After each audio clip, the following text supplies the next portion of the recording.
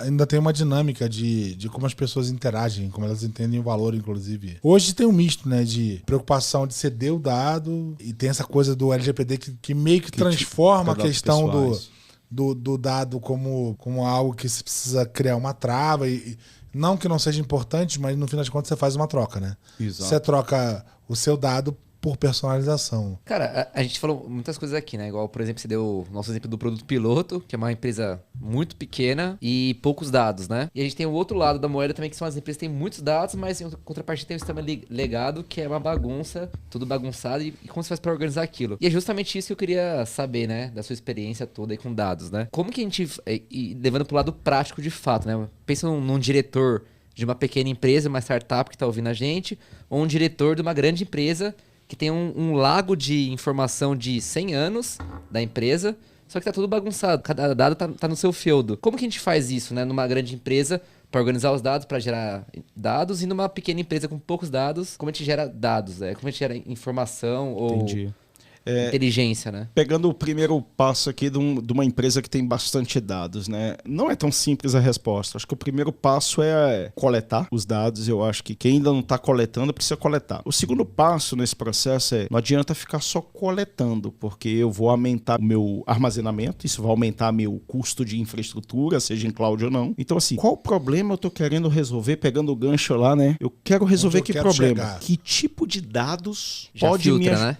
Pode me ajudar a trazer respostas para esse problema. Pô, tô em agricultura. Pô, que tipo de dados? Pô, posso pegar dados de mapa, eu posso pegar dados de temperatura, sim, né, previsão do tempo, clima, tipo de solo. Ah, eu vou pegar o dado, gravar dado de CPF. Cara, CPF para agricultura não faz sentido. Então, assim, primeiro passo, coletar. Segundo passo qual problema você quer resolver, que isso vai te ajudar a filtrar. O terceiro passo é começar a tratar esses dados para que eles consigam gerar certas... Aí você pode começar com a correlação que a gente falou. Então, você começa a correlacionar dados, fazer o que a gente chama de paretagem, né? Você começa a paretar aqueles dados, comparar um com o outro e ver se aquilo traz algum insight para o teu negócio, até o momento que você começa a evoluir, investindo em técnicas mais avançadas de AI, você pode falar, poxa, em cima desses dados, o machine learning aqui que vai aprendendo sem muita supervisão, ele começa a trazer certos tipos de insights para nós. Custa caro, né? Então esse trade-off é importante. O 80-20 ele determina a tua capacidade, inclusive, porque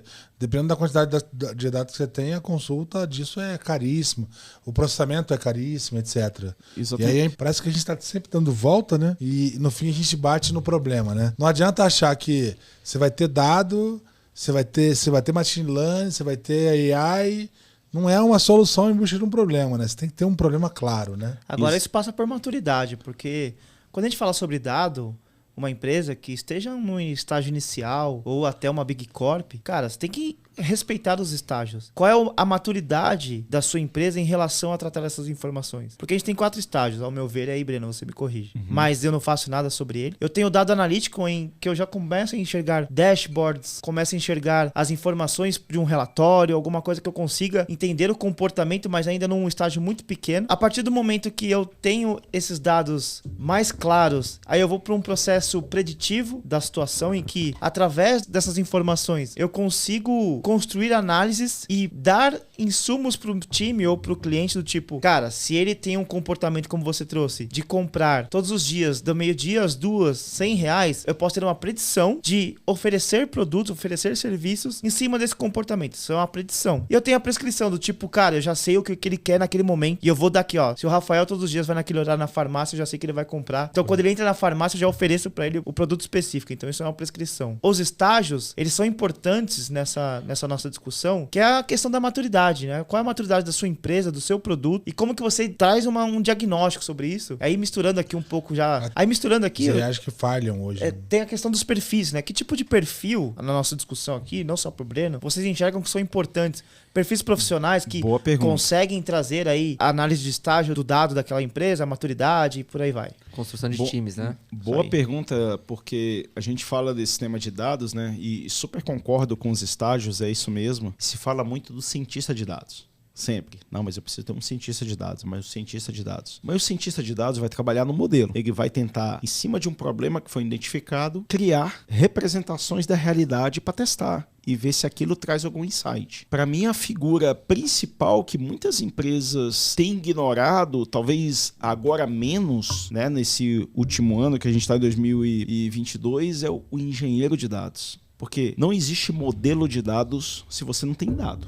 Ponto. Você não vai produzir energia se você não tem o petróleo. Então, muitas empresas ignoraram, saíram contratando, ou tentando contratar, ou tentando formar cientistas de dados, estatísticos, etc. E não se preocuparam. Mas engenheiro de dados é desenvolvedor, isso é commodity, não quero, eu não sou uma empresa para isso. E não, cara, sem você trabalhar primeiro na coleta, no tratamento, na limpeza, na modelagem dos dados. Modelagem para poder armazenar, você não vai conseguir ir para o próximo passo, né? As big techs, antes de ter cientista de dados, elas começaram a capturar o dado. Primeiro guardo, o que eu vou fazer com esse dado? Não sei. Estruturadamente, mas cada um. Deixa eu guardar. Eu tenho informações de que é aquele. Ele tem possibilidade de organizado, né?